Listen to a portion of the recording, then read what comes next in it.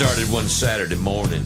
It was a cold and rainy day when a bus pulled up and a team filed out claiming they were ready to play. The coin was tossed, the ball was snapped as the Vols cranked up the steam. You could see the sweat and fear wash across the face of the other team. You better buckle up your chin strap and pray that you'll survive, because when the Tennessee Vols take the field, you'll be lucky to get out alive.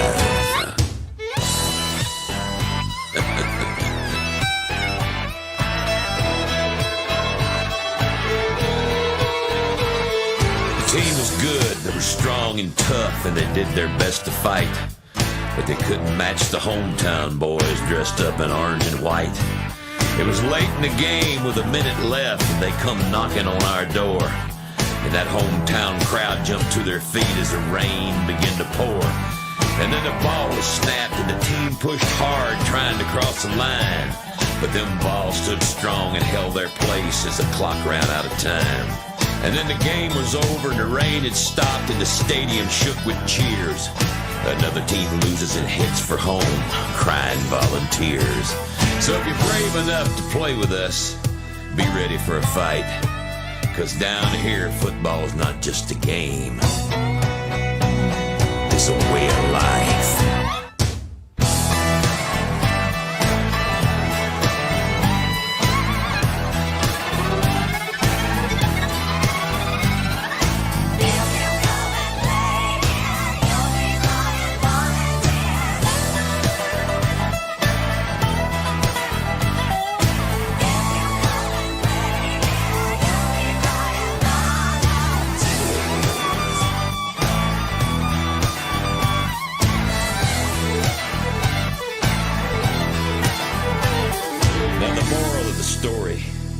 It's the same as it's been for years.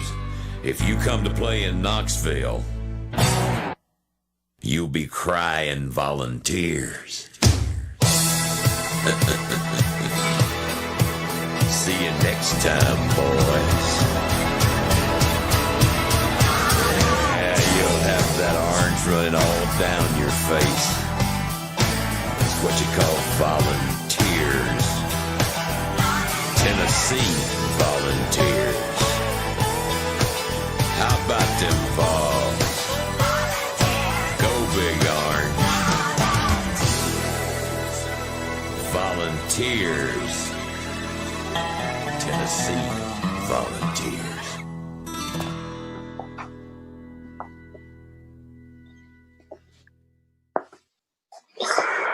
What's going on, everybody? Welcome back to Picked Off. I'm Carter, as always, and joining me tonight is my boy Brandon, D4, and Josh. Once again, he'll be back This Thursday. We'll have a special guest. Some of you may know him, Pigskin Pete, big Clemson fan. There is also part of the Volunteer Roadshow family over on Howard's Rock. Make sure and check him out. We got a producer tonight, guys. We've got First time ever. We've got a producer, and his name is Catfish. He's hanging out in the back room. He can hear you. He can see you, but you can't hear him. We can hear him. But, yeah, he's going to be producing tonight. I got my boy D4, a good friend of mine here. Y'all probably already know him. So what's going on, D4? How you doing, buddy? Not much. Sweating out here. Sweating out here. Yeah, I can see a little bit of – Yeah. Need you a little rag or something. Yeah. So we got a good show tonight. Got to get one thing out of the way. A little disclaimer for everybody. Volunteers Roadshow does not. The comments and views of guests and hosts do not necessarily reflect Volunteer Roadshow, BCM Productions, and our sponsors. Had to get that out of the way. Also, some cool stuff coming up here on Volunteer Roadshow. We got Jarnell Stokes, who's live every Saturday at 10 o'clock. He has found his co-host, everybody, and it is none other than former Vol CJ Watson. So make sure you guys check that out. Of course, we got a lot of good shows. And also something that, is in the works as we speak. But Lady VFL, Alexis Turnbuckle, might be joining us. Yeah, sorry. So we'll see what that goes. Also, check out More Important Issues on Wednesdays and Sunday. You know, Billy Ratliff and Catfish are always doing their thing. But let's get into it. You know, we'll do like we always do, current events, moment in history, grind my gears. It's going to be a good one tonight. Top 5 Tennessee wide receivers. So everyone out there, list your favorite Tennessee wide receivers. If you're not a Tennessee fan, list your team's favorite. TikTok Tuesday, everyone's favorite segment, and Elan's 7 favorite memes. But Brandon, you're going to be looking at the comments tonight. Who's all in there right now? Right now on YouTube, we got NASCAR Vol says, rest in peace, Charlie Daniels. That's right. Aaron Ross says, howdy, fellas. Hoss says his name is Barton, not Brandon, #professional. Aaron Ross says that's why you have an echo, Carter. You put Catfish in charge. Oh, we got an echo, huh? Is everybody hearing that same echo? I'll try to get this figured out before we get too far involved. On your device, are you hearing an echo, Brandon? Hoss says it's fixed now. Oh, it's fixed now. Well, see that? Look, that's why we got a producer right there. He's pushing buttons and all that good stuff. But yeah, let's just go on and get into it. Breaking news, obviously, Charlie Daniels passes away. He is a huge Tennessee Volunteer fan. He's done a lot of things for the university, and just, you know, look what he's done for music. He's a true patriot. Great hits. Obviously, the Devil Went Down to Georgia, Uneasy Rider, Simple Man. Brandon, you know any songs? It's about the ones I know. Just a true legend. Oh, absolutely, absolutely. You know, the first time I seen him live was at a Tennessee game. It was halftime of the 2002 Tennessee-Alabama game, and he actually played Devil Went Down to Georgia. But you talking about a heck of a fiddle player, man. And hope he's actually getting to play that fiddle of gold he sung about up in heaven.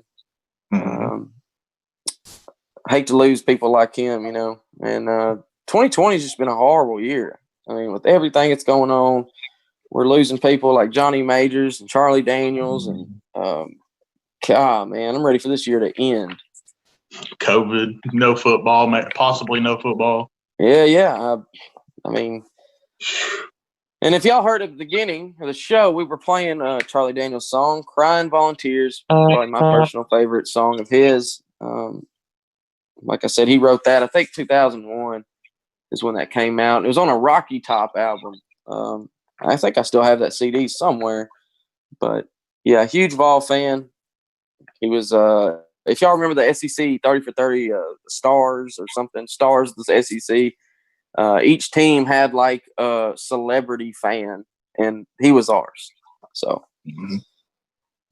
it's better than Sabrina the Teenage Witch for Alabama. Whatever her name was, I don't even know. Yeah, Aaron Ross says Kobe, Joe Diffie, Johnny Majors, and Charlie Daniels. Oh, my gosh. Yeah, that's right. Kobe and Joe Diffie. Damn. Yeah, rough year, man. Rough year. But we will move on to some other things going on. The Ivy League, the big, powerful, bad Ivy League. They're going to set to announce tomorrow, supposedly, that they're going to move football to the spring. Does that mean that the rest of the conference are going to follow suit? I don't really think so. I mean, it's the Ivy League. There's no way if the SEC or Power 5 schools decide to do that, it's definitely not because the Ivy League's doing it. I can promise you that. No. You know, I hope that we get a season. It's looking more dim and dim. And, you know, as you know, Brandon, with the big, you know, high school football, they're supposed to decide tomorrow, at least in the state of Tennessee, if they're going to have the season. Do you know anything else about that? Yeah, right. As of right now, it is they're only going to be playing regular season conference opponents, an 8-game schedule, and only 2 people make the playoffs now instead of the regular 4. So, but tomorrow they're supposed to decide on whether there's actually going to be a season or not. So we'll see then. Well, I mean, I would think they would have to decide on school too, right? I mean, I don't see how they could have high school sports if there's no schooling, you know, going on. Well, see, me personally, I have a middle schooler who's in that program over there, and they gave us the option of do you want homeschool? Do you want just complete computer learning, or half and half, or full school? So that's where we're at right now. Right. Yeah. I'll tell you, man, it's some crazy stuff going on. It sucks. Like I've been saying, and I know a lot of other people said it too.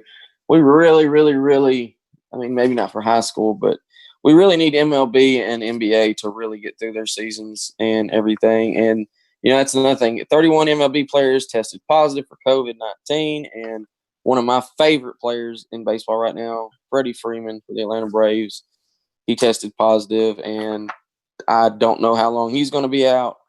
But I guess that's why, baseball doesn't seem to be really, not saying they're not bothered by all these players, but Right. it's like they expected it. That's why they decided on a 60-man roster, because of this very reason. Right. So, but well, I think you'll see some new faces, some lackluster games, some, you never know. We may find a new sports hero in the diamond in the rough that we didn't expect to see. So. That's what I was gonna say, man. This is probably perfect. A lot of AAA players. This is perfect for them. This is their chance to, come in and make something happen. So you got to think that they're kind of excited, and and there's a few players. That's right. I'm sorry about that. I just got a word from the producer. Don't forget, everybody, about the golden keyboard. So fire out them comments. Brandon is going to select the winner tonight, since he's keeping up with them. And so you guys, make it funny. Make it a good comment worth winning the golden keyboard, for goodness sake. But yeah. So we'll see what happens with MLB and NBA. NBA July 31st, baseball July 23rd and 24th. We'll see what happens with that. I'm a huge baseball fan. I like the NBA too. So, I'm just glad we're getting some kind of sports other than soccer and NASCAR. No offense, NASCAR Vol. Don't get upset with me. I just want them to be smart so we can have a season. I understand they're richer than all of us, and they can, do anything they want. Come on, just be smart. Just give us sports. Yeah, please give us something. Keep our sanity. Yeah, if we got to stay locked up in a house, man, give us something, entertain us. Exactly. I can't watch any more reruns, man. Shoot. You can only watch it a rerun so many times. It's just like with anything. Yeah. Movies, whatever. So, moving on to the moment in Vols history. This is probably one of my favorite segments. We've had some pretty good ones, but this one's a personal favorite of mine, and I know it is of our producer right now. It's the 2002 Citrus Bowl. We got to play Michigan, Tennessee versus Michigan. Michigan had one of the top defenses in the country, and if you remember that year, Tennessee had Travis Stevens, who still holds the UT single season rushing record. I think it's close to 1,400 yards or something like that, and they were confident that they were going to stop the running game, and they did. They held Stevens in check that day, but they forgot about one man, and that's Casey Iceman Clausen. Okay, the Road Warrior, my personal favorite Tennessee quarterback that ever played at Tennessee. I've always been a huge fan of Casey Clausen. I don't even know why people – there are some people – I understand with Rick Clausen why you may not like him, but why did people give him grief?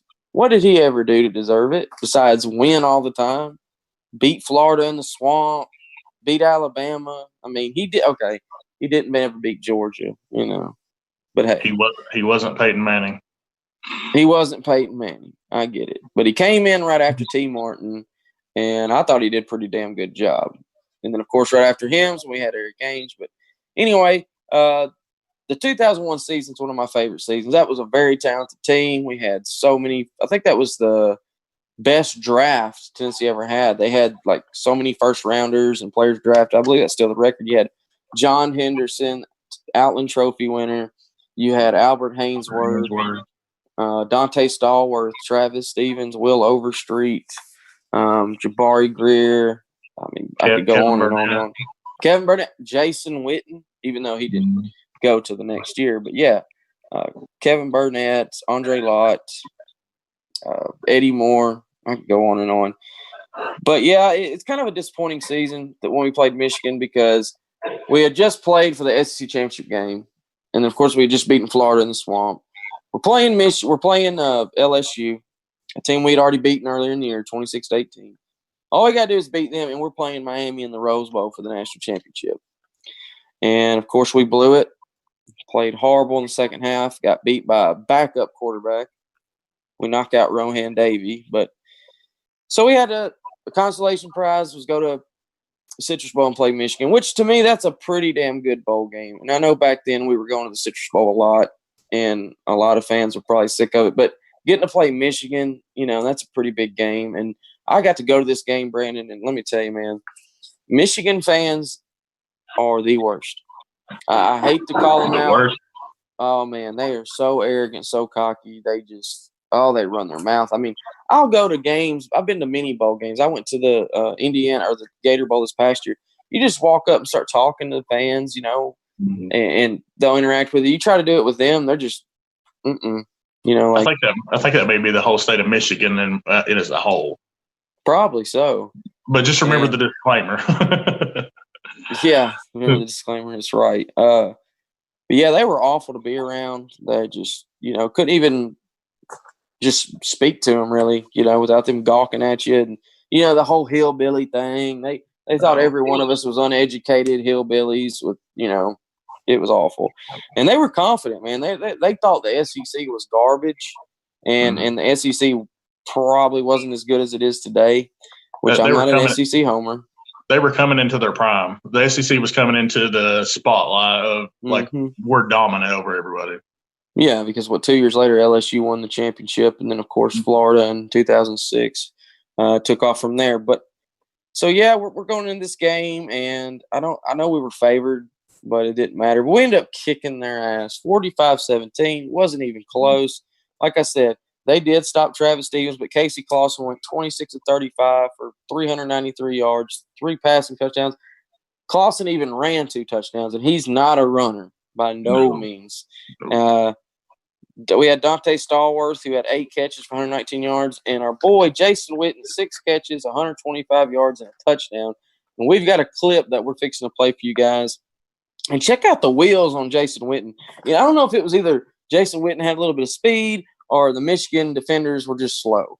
So we're going to show you that clip real quick. It's going to pick up on a couple of highlights. And then, so go ahead, Mr. Producer. Game, and Rumashek chopped him down. It's been a quiet day for Stevens. He did have a 19-yard play on that reception. But they've had big plays from the wide receivers all day. 4 catches for Kelly Washington, 5 for Dante Stallworth, who twice got them down within inches of the goal line. A 42-yard run was a key play on 3rd down and 14. When Michigan had momentum after its first score. Lawson on the design rollout, complete. Out to the 37-yard line, the tight end John Finlayson with his 5th catch of the year. Ordinarily, when they throw to the tight end, they throw to Jason Witten. The 2 of them combined for 32. Here it comes. This season, and that's the most in one season by Tennessee tight ends. Over the past 4 seasons combined, UT tight ends had a total of 17 catches, 7 all of last year. Gleason was the second read on that one.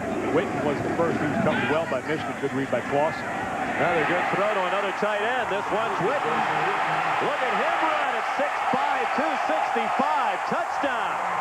64 yards.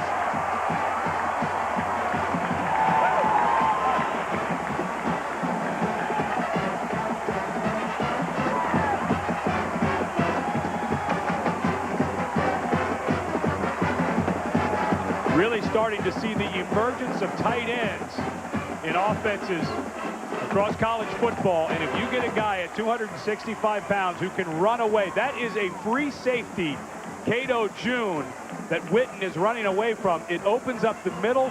When you spread everybody out and your safeties have to walk out, it's so nice to have a weapon like Witten that can get down. What do you mean, shout-outs? And the extra point up and good by Alex Walls. Cool. The longest reception of Jason Witten's career. He's a sophomore from Elizabethton, Tennessee.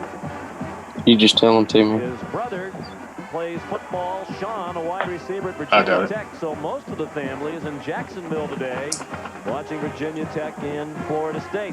Jason says that's okay. They were at the Cotton Bowl watching us last year. 31-10 Volunteers.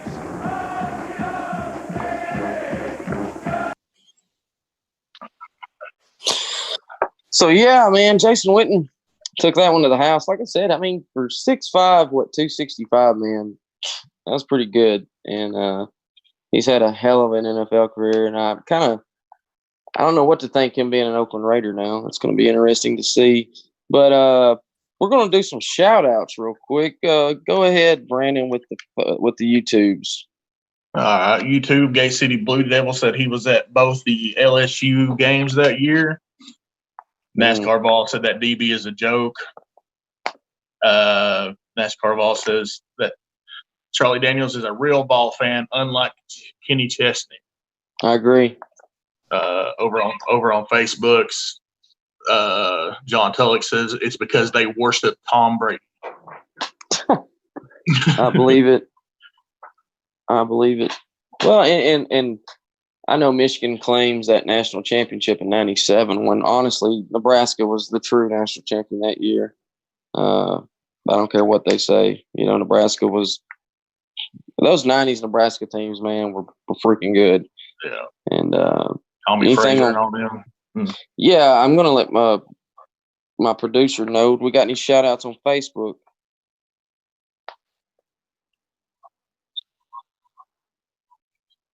The Rhonda Ricker wants to know. That's my aunt. She wants to know what the golden keyboard is. Okay, well, the Golden Keyboard Award is the top comment of every show here on Picked Off. And so the way it works is if you have a funny or just a really good comment, one of us, which it's going to be your nephew, is going to pick the winner. And what happens is I will send you a prize. I'll let you pick from it. We'll get the information, and I'll send it to you in the mail. So that's how that works. And Kyle Talent, they can hear me. Kyle Talent wants to know where Catfish is. I'm right here behind the glass. Anyway, this is where Catfish is. No, we unleashed him. Uh-oh. Yeah, he's back there producing the show, hitting all the buttons for us, doing all that good stuff. And we do appreciate it. It's kind of nice that, you know, Picked Off, you guys have helped the show do so well that we got our own producer now. So it's really cool. Thank you guys very much. How about it? You want to let me, I think it's time I grind my gears, Brandon. What do you think? Go ahead. All right. So, I mean, each week I've been, grinding my gears every episode about numerous things. And, this one before I get too into it, I'll tell you what it is. What really grinds my gears is fans who can't accept change. Now, hold on. I didn't say that you didn't have to like it. All right. And when I say accept change, I'm talking like with alternate uniforms, new traditions, and the new traditions thing is something that is kind of tricky because you got to think right at one time. I don't remember it because I wasn't around, but like my stepdad, who's been a Tennessee fan for a very long time, been going to games since the late 50s. Rocky Top at one time was a brand new tradition. Even Smokey was a new tradition at one time. So there's, when Tennessee or whoever your team is tries to create a new tradition, don't just knock it at the beginning because you got to think, look at all the traditions your team or Tennessee already has. And at one time they were new traditions too. So, and like I said, change is every day there's change in college football and it's going to continue to happen. As much as we may not like it, we're just going to have to deal with it. That's just part of it. I'm not a fan of music at games other than I like to hear the band. That's it. And not a damn mic'd one either. Shout out to BBD on that one. I'm a fan of music when you're the opening kickoff, when you come up here and Enter Sandman, or third down. Thunderstruck. Yeah, I like that. I don't like it all throughout the game. Just right there in those key moments. Right. Well, I mean, I've noticed more and more, man. Neyland Stadium is playing music, and of course, we've had DJ Sterl the Pearl there, and it's okay at the beginning, during warm ups, I guess. But I never have liked it during the game. I mean, I love the Pride of the Southland, and they play a lot of the same songs, of course, Rocky Top and Down the Field and Fight Balls Fight. Of course, those are always going to be played, but they always do. They've been doing that theme from The Gladiator for years. And then now I notice a lot of college bands do the oh crap, what's that show? Game of Thrones theme. I hear it all the time. Man, every band does it. Gay City Blue Devil says on YouTube, unless it's a trash can. Oh yeah. Okay. See, that was my second part. There are some things, yes, that do not need to be, a tradition. A freaking trash can with HTB hit the bucket. I mean, look, Miami has the turnover chain. Alabama has a little championship turnover belt. Why in the world? Who come up with? I guess it was Butch Jones. A trash can hit the bucket. I mean, if you're gonna do anything, get one of those like little basketball goals and hold it up, and let them do it like that. I mean, Jesus Christ, that is terrible, and that just shows you. That just sums up Butch Jones, right there, his entire career.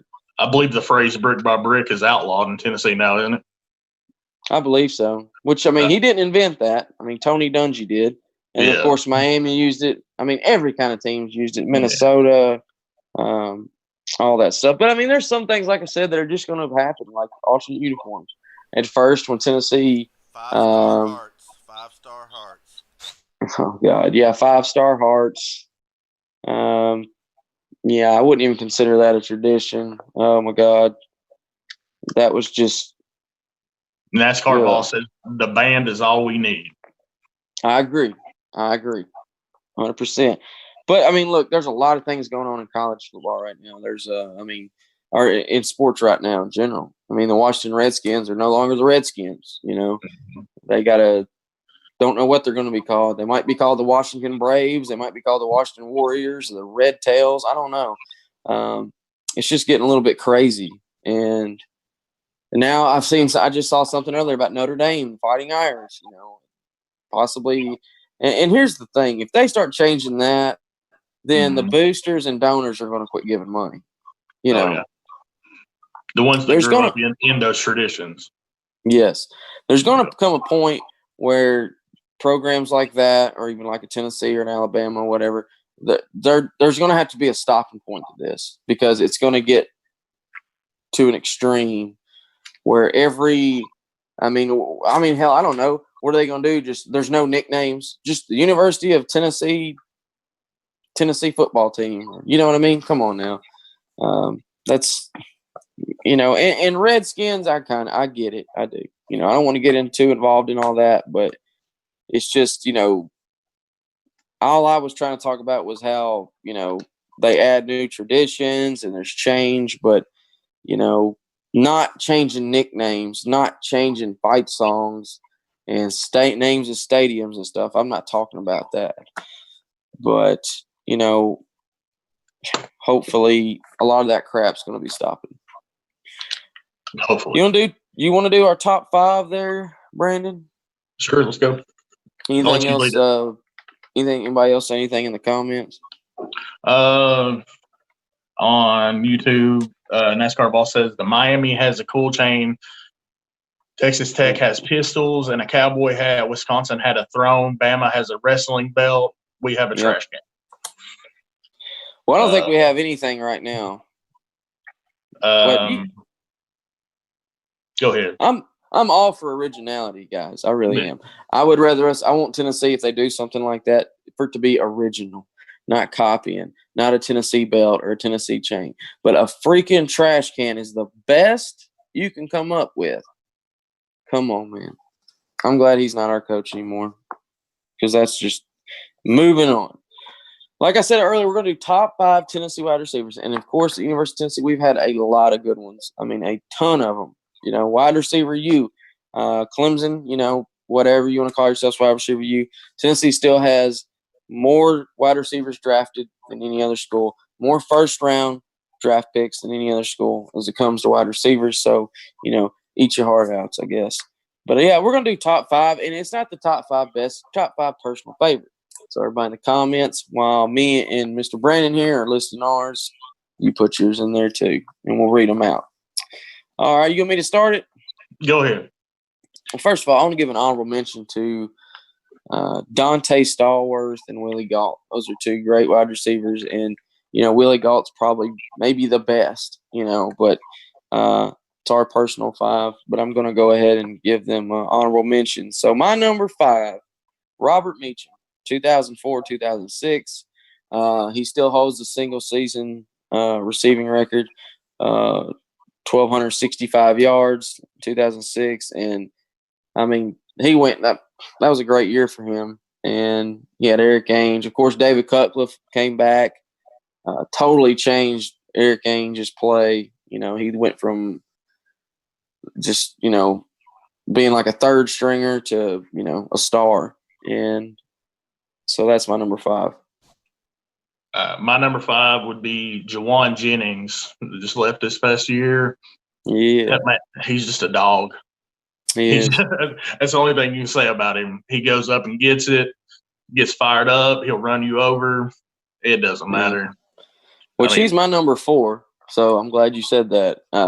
Yeah, what can you say? The dog, he's such a fan favorite player. I mean, the fans love Jawan Jennings. And he's a Tennessee boy from Murfreesboro. He loves university, and he's very passionate. We all know that. And he's a great player. And he's one of the hardest players to tackle, they say. He was a quarterback coming in, and he was a quarterback in high school. So he made that switch to wide receiver, and I think it definitely paid off for him. And, he's not a fast guy. He's definitely not. No. I think he ran 4.7 40. Yeah, it was bad. But like I said, I mean, if he gets open, he'll catch it. He's got great hands. Obviously, he caught one of the biggest plays in Tennessee history, the Hail Mary to beat Georgia. He'll always be remembered for that. I mean, that's just – I said it then. I said if Jawan Jennings never played another down for Tennessee, he will always be remembered exactly for that play. And so, yeah, that's my number 4. What about you? My number 4 will have to be the speedster, Willie Galt. See, there you go, Willie Galt. Remember watching the highlights of him, they wasn't – at that time in SEC, there just wasn't no speed like him. Wasn't no speed like him. Right. Yeah, won a Super Bowl with the 85 Bears. And then didn't he win a gold medal in the Olympics? I'm not sure about that. I remember watching him with the Bears killing the Patriots. Yeah, he did actually. I think it was I don't know if it was. He was in the Olympics. I know that he ran track at UT and won a gold medal. I can't remember what. I don't know if it was the 88 or 92 Olympics. I'm not sure. Somebody in the comments might know. Sam Gaddy actually was on the Carl Lewis 4x100 in the '84 Olympics, and Willie Galt gets unduly credited for that, and everybody can. Oh, okay. Okay, Willie Galt was on the '84 Olympics with Sam Gaddy. Okay, right, and Carl Lewis. Yeah, okay. Our producer, in our ear. Number 3, I'm gonna have to go with Peerless Price. Peerless Price, he definitely helped us win that championship in '98, and he'll always be one of UT's favorite sons. He had almost 200 yards receiving in that game. Yeah, over 200. Yeah. I think he still holds the Fiesta Bowl record for most receiving yards, and he had. But you got to think that's a time too where every year except for his senior year, he had because his sophomore year he had to compete with. Yeah, well, and he had to compete with Marcus Nash and Joey Kent. And then even his sophomore year, he still had Marcus Nash, or junior year, Marcus Nash. So his senior year, he was the top receiver. We had Cedric Wilson, of course, but, you know, he was the top guy, made a lot of good catches. And you got to think, too, that was a running team. We didn't throw the ball a whole lot, but when we did, 70% of the time it was to Peerless Price. Right. Actually, Peerless Price was my number 3. Great minds. I think he's the swagger guy on this list. Yeah. He called it, ran by you, and let you know about it the whole time while he was running. Oh yeah, always dancing and stuff. Like when he caught that touchdown against Florida in '98. Number 2, I'm going to go with Carl Pickens. All right, Carl Pickens played from 1989-91, number 15, just like Dwan Jennings, number 15. Had a really good NFL career with the Bengals. He was the NFL Rookie of the Year his first year in the league. Had a a good career, 4-time All-Pro receiver. But at Tennessee, he was All-SEC, All-American. Had Heath Shuler for a year. Or no, I'm sorry, he had Andy Kelly. But yeah, I mean, and a lot of people don't think about that 1989 Tennessee team. At the time, that 89 team was loaded with talent. And that at the time, like I said, that was the most wins Tennessee had ever had in a season. I think we went 11-1 or something like that. I believe so. Yeah. So that was my number 2. My number 2 will have to be Joey Kent. I don't know what else you say about him. Just the name Joey Kent says it all when it comes to Tennessee receivers. That's my number 1, Joey Kent, 93-96. Joey Kent, Tennessee's all-time leading receiver. Probably will be that way for a long time.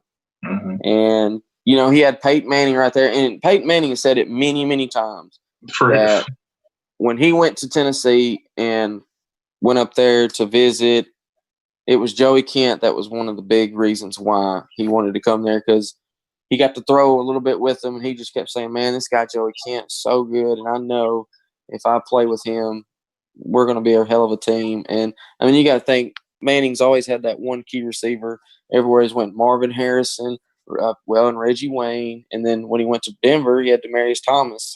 So that was in college, it was Joey Kent. That was Manning's go-to guy. So, I mean, for you to be Manning's favorite receiver with his IQ, you had to have the IQ to match it. Oh God, yeah. So, and for you to be Peyton Manning's favorite receiver, you have to be you got to be up there.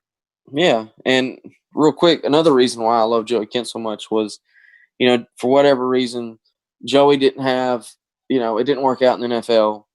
He did go play for the Titans. Didn't last, you know, maybe a couple of years. But funny thing, my stepfather and mother, they owned a mortgage company in Nashville, downtown Nashville. And Joey Kent went to work for my parents. And so probably had to be very annoying for Joey. But let's just say when he got his little office, I was in there every day bugging the heck out of him. And he's still a friend of my parents and me. I talk to him sometimes on Facebook or at Messenger, and may even try to get him on the show sometime. We'll see how that goes. But that's you still got to do your number 1. Sorry. My number 1 was Carl Pickens, another one of those receivers that was just a phenomenal athlete. Gets to the NFL with the Bengals, the Bungles, whatever you want to call them, and just didn't ever have a quarterback. So that's my personal favorite, Carl Pickens. Well, okay. I can't believe none of y'all mentioned Stanley Morgan. Quick fact. Well, he played in the '85 Super Bowl against Willie Gault for the Patriots. I know I'm in my 50s, and I tend to like older players. Sorry to interrupt, but he should have at least got an honorable mention. If for anything else, for his fro. He had a killer throw. Yeah. I was going to give my 3 honorable mentions were going to be Alvin Harper, Marcus Nash, and Stanley Morgan. Yeah. All right. What about Larry Severs? Larry Severs gets an honorable mention too. Man, we had some great receivers, man. Yep. That's why they were called Receiver U. Yep. I mean, you think about the one-hit wonders, Cordell Patterson, Kelly Washington. Mm-hmm. We've had some great receivers over the years. But I'm back quiet. Yeah, it's back to your show. All right. Anybody look? What about in the comments? In the comments, we got a Jimmy Streeter, T.D. Woods, Zach Tilley says loved Peerless Price. We got Alvin Harper. Oh yeah. Bakken must be drinking because he said Terrence Cleveland. Marcus Nash. There you go. Stanley Morgan.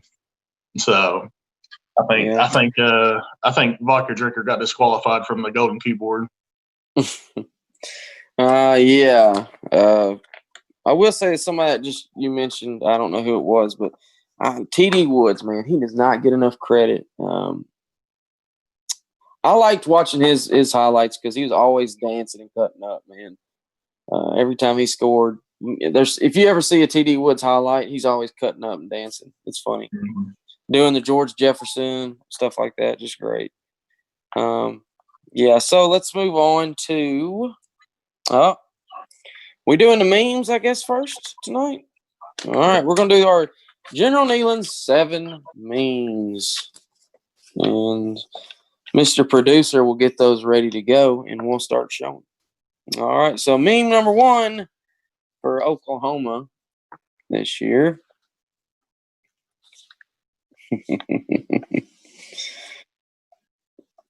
You can't spell douchebag without OU. Very true. Number 2 for the Mizzou Tigers. I bet they do wish they could go back to the Big 12. Well, though, at the beginning, I wouldn't say they did because they come in and won the East twice. But now it's they're where they need to be. Number 3, South Carolina before they come to Knoxville, after they come to Knoxville. Number 4. This is like a pretty famous meme, obviously, that girl burning the house down. There was an Alabama flag. They did have an Alabama flag. Number 5, no matter how bad Tennessee is, they still beat Kentucky. I mean, yeah, no matter how bad Tennessee is, we're always going to beat Kentucky. Number 6, Georgia, where 5 stars go to transfer. Justin Fields. Last but not least, Arkansas, where the cheerleaders are more athletic than the football team. That's true. Well, I don't know if we've lost Brandon. No, we got him back. Okay. Wasn't sure there. But those are General Neyland's 7 favorite memes. And now, TikTok Tuesday. One of my favorite segments. Give a quick shout out on Facebook. Jamie Tulloch says, my stepdad loved Peerless Price and Joey Kent. Rest in peace, ball for life. Rick Johnson. Okay. Anything else on YouTube? YouTube. We got Joey Clinkscales. Yeah. Andy McCullough. Anthony Morgan. Who said that? Anthony Morgan. Stephen Russell. Okay. All right. Let's do TikTok Tuesday. Are you ready, Mr. Producer, sir? All right. We're going to start with the first one, real life Hot Wheels.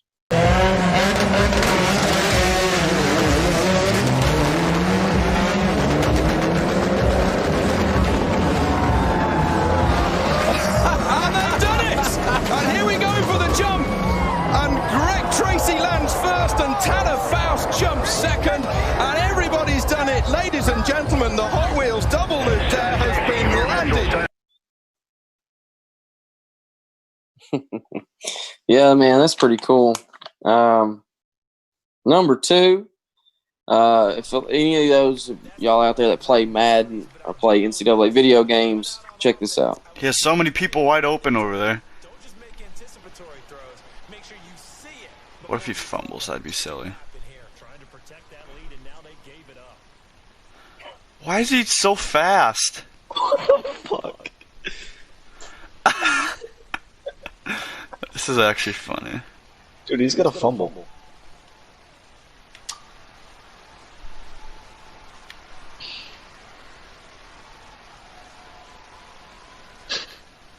Oh my god! Oh my god, dude. I kind of hope he makes it now. Dude, he's gonna. Why is he so slow? Stamina. All of our guys are out of fucking stamina.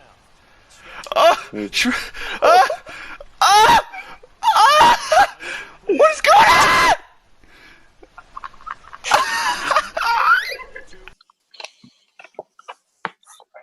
Yeah.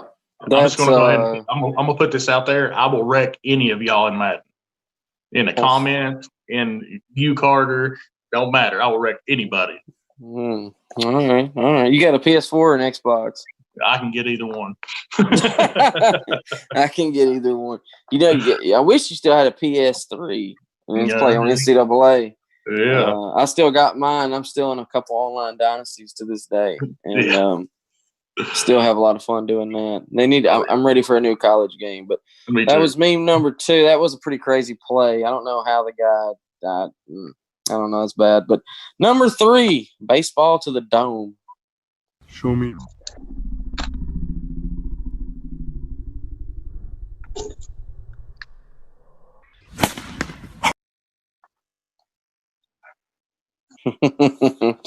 Oh my god!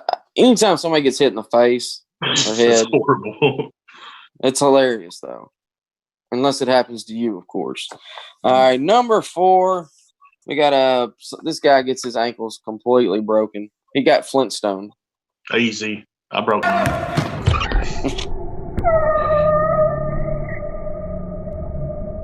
Yeah, play it again.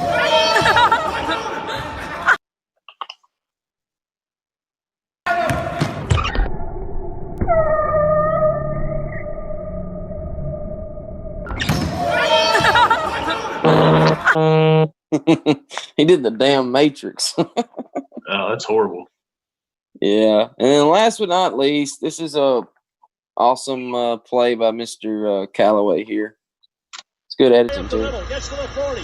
Callaway in Carolina territory to the 30. To the 20. He's going to take it all the way.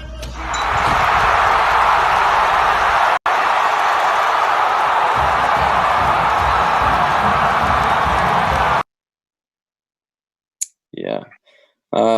That's a pretty good editing job there. Yeah. That's awesome. Make it look like green screen probably what they use there. But that is it for TikTok Tuesday, and it looks like we're getting near the end of the show here. Any more, Brandon? What's going on in the comments, sir? Comments on YouTube. I lost the Facebook comments, but YouTube, Bo Jackson, Bowl, Tecmo Bowl. Vodka Drinker said, I've seen that a lot in co-ed softball. And that's all we got. Okay. So, Brandon, I think it's time we give out the golden keyboard. Who do you think deserves it? Who had the best comment? Who won? I'd Yeah. probably have to go with Gate City Blue Devil, with unless it's the trash can. I think that's the best one I've seen. All right. Well, that's totally fine. If that's who you think should win, that's who won.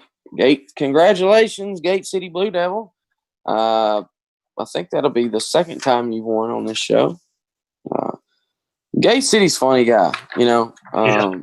BBD's one of the funniest guys I know, and he definitely makes it harder when he's in here. But now I'm going to say maybe Gate City, is stiff competition in here for everybody that wants to win the golden keyboard. Him and SEC Dog. And so Gate City, I already don't need your info. I already got it. But we'll get up maybe tomorrow, and we'll talk about what you want me to send you. I got a few things, and I'll just, I'll let you pick. But other than that, we want to thank our sponsors. Of course, Hound Dogs. You're a Vol fan, you want to go to Knoxville for a game, go to Hound Dogs, check them out. They've got everything and then some. I've spent way too much money there myself just because they've always got the newest stuff. And I know that the summer line has just come out. So the closer we get to season, they'll have all the new coaches' polos. And, of course, every year we get a new shirt, whatever the theme will be this year. I don't know. But they'll have it. And check them out. Tennessee Tap House. During live games, every time Tennessee plays, whether home or away, if you don't want to go to the game, go to the Tennessee Tap House. Billy and Catfish will be there live every game, and you can interact with them. You can go up and you can, kick Catfish in the knee or something, all that good stuff. And tell them that's for Carter. Last but not least, Shelter Insurance. Call Josh Griffin. Need life insurance, whatever it is, he'll take care of you. Other than that, we want to thank every one of you who comes on here, checks it out, watches our show. We do greatly appreciate it. I want to thank Brandon D4 for helping me tonight, coming on and talking with me. And I guess we should thank the producer in the back, Catfish. Hey, I'll give Catfish credit. He did very, very good for his first time producing. Yeah. Maybe you're calling. You're welcome. Yeah. Catfish is good to us, guys. He is. He's just a truck driver with a vision or with a dream, and look how it's coming. He does a lot for us and helps us out, and we appreciate him. And don't forget, like I said, Jarnell Stokes, one of the newest members to the Volunteer Roadshow family. Of course, great VFL, played basketball in the NBA. What I love about Jarnell's show is it's not only going to be just basketball. He's going to be talking about life in general. I watched his first show. It was an amazing job. I can't wait to watch it. Yeah. I mean, it goes beyond just Tennessee basketball, Tennessee athletics. It goes about, like Brandon said, life in general. And, he knows what he's talking about. He's good at it. And like I said, every Saturday at 10 o'clock a.m. Eastern time. And like I said, he's got CJ Watson with him now. So you're going to have two former Vols on the show.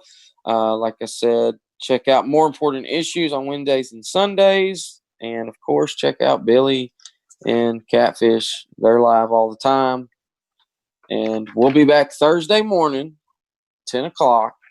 And we're going to have our cousin, our Volunteer Roadshow cousin, Howard's Rock, Mr. Pigskin Pete on. And for those of y'all who don't know who Pigskin Pete is, he's a hilarious Clemson fan, and we're going to have some fun. So see y'all on Thursday. Go Vols.